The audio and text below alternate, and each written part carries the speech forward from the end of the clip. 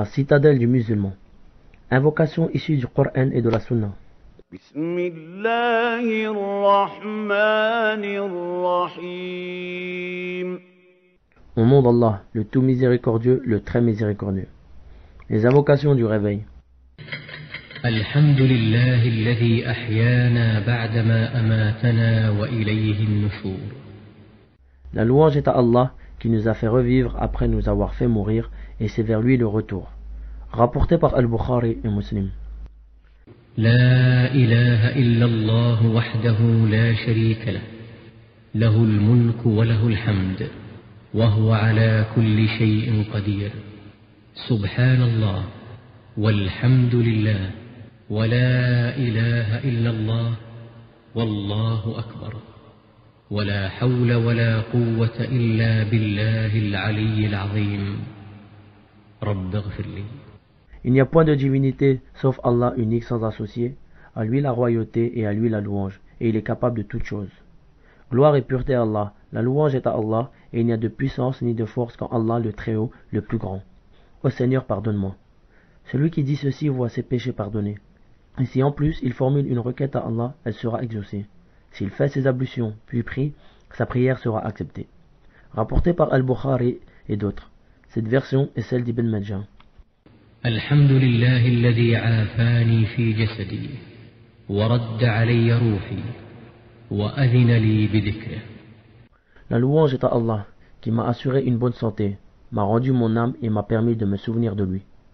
Pendant le sommeil, l'âme est retenue en dehors du corps auprès d'Allah, et Allah rend l'âme à celui qui se réveille ou ne le rend pas, s'il décide de le faire mourir. Rapporté par At-Tirmidhi.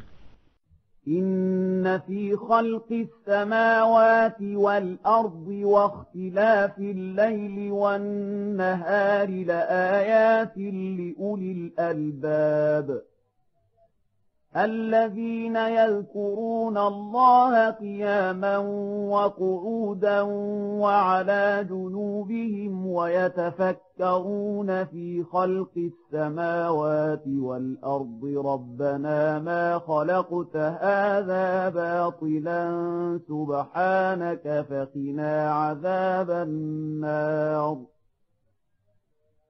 ربنا إنك من تدخل النار فقد أخزيته وما للظالمين من أنصار ربنا إننا سمعنا مناديا ينادي للإيمان أن آمنوا بربكم فآمنا ربنا فاغفر لنا ذنوبنا وكفر عنا سيئاتنا وتوفنا مع الأبرار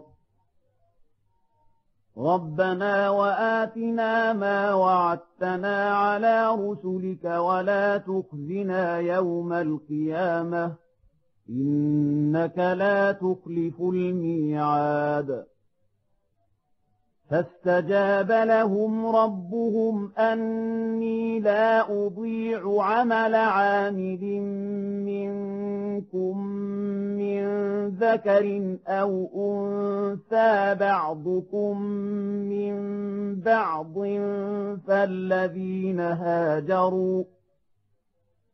فالذين هاجروا وأخرجوا من ديارهم وأوذوا في سبيلي وقاتلوا وقتلوا لأكفرن عنهم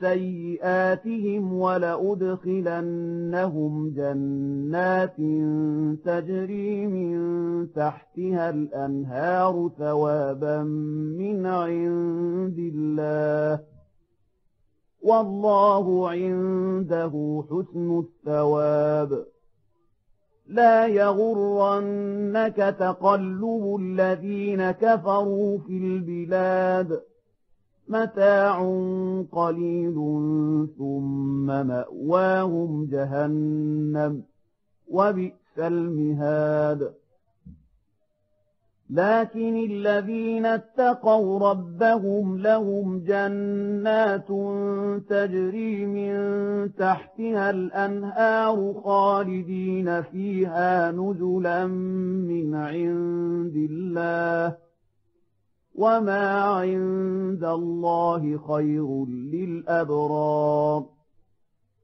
وإن من أهل الكتاب لمن يؤمن بالله وما أنزل إليكم وما أنزل إليهم خاشعين لله لا يشترون بآيات الله ثمنا قليلا أولئك لهم أجرهم عند ربهم إن الله سريع الحساب يا أيها الذين آمنوا اصبروا وصابروا ورابطوا واتقوا الله لعلكم تفلحون.